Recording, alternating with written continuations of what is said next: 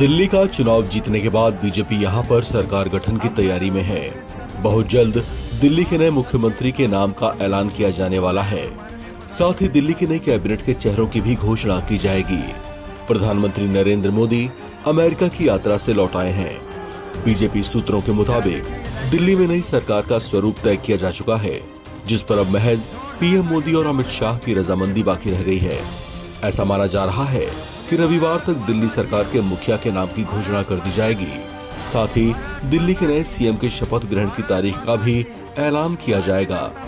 दिल्ली में सीएम कौन होगा, इसे लेकर कई कयास लगाए जा रहे हैं। प्रबल संभावना इस बात की है कि दिल्ली में किसी महिला को मुख्यमंत्री बनाया जाए और इस बात की भी संभावना है कि चेहरा कोई ऐसा होगा जो इस पद के लिए संभावित चेहरों से बिल्कुल अलग हो सकता है।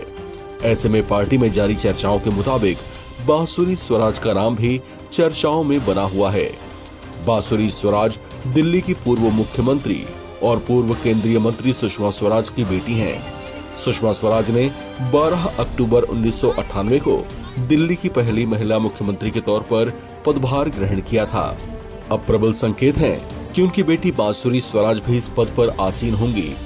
हाल फिलहाल बांसुरी स्वराज नई दिल्ली लोकसभा क्षेत्र से सांसद हैं, जहां से कभी बीजेपी के दिग्गज नेता अटल बिहारी वाजपेयी और लाल कृष्ण आडवाणी के साथ साथ दिग्गज अभिनेता राजेश खन्ना भी सांसद रह चुके हैं। दिल्ली बीजेपी इकाई में अपने बढ़ते प्रभाव के बीच बांसुरी स्वराज मुख्यमंत्री की भूमिका के लिए एक आदर्श विकल्प हो सकती हैं। आपको बता दें कि दिल्ली के मुख्यमंत्री और दिल्ली के भविष्य को लेकर बांसुरी स्वराज का एक बयान भी खूब चर्चाओं में है। बांसुरी स्वराज ने अपने एक बयान में कहा कि जो भी दिल्ली का मुख्यमंत्री बनेगा वो दिल्ली को विकसित देश की विकसित राजधानी बनाएगा। इसे उनके विजन के तौर पर देखा जा रहा है। हालांकि जब उनसे ये पूछा गया कि क्या वो दिल्ली के मुख्यमंत्री बनाई जा सकती हैं, तो इस पर बांसुरी स्वराज ने कहा कि ये सिर्फ एक अफवाह है। उन्होंने कहा कि मैं इतना कहना चाहती हूँ कि सीएम फेस को लेकर बीजेपी की विधायक दल की बैठक होगी।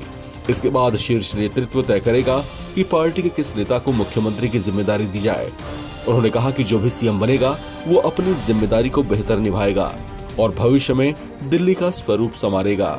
हालांकि बीजेपी में सीएम पद के लिए महिला फेस के तौर पर बांसुरी स्वराज के अलावा रेखा गुप्ता का नाम भी चर्चाओं में है। वो शालीमार बाग से चुनाव जीती हैं। रेखा गुप्ता को दिल्ली की राजनीति का अच्छा अनुभव है। छात्र राजनीति से सक्रिय राजनीति में आने वाली रेखा गुप्ता दिल्ली विश्वविद्यालय छात्र संघ की पूर्व महासचिव और अध्यक्ष के पद पर रही हैं। 1996-97 के दौर में ये चर्चित छात्र संघ की नेता हुआ करती थीं। ये वर्तमान में पार्टी की राष्ट्रीय कार्यकारिणी की सदस्य और पार्टी की दिल्ली राज्य इकाई की महासचिव भी हैं। इस खबर में फिलहाल इतना ही। चैनल को लाइक, शेयर और सब्सक्राइब करना ना भूलें और कमेंट करके हमें बताएं आप किस विषय में न्यूज़ देखना चाहते हैं। धन्यवाद।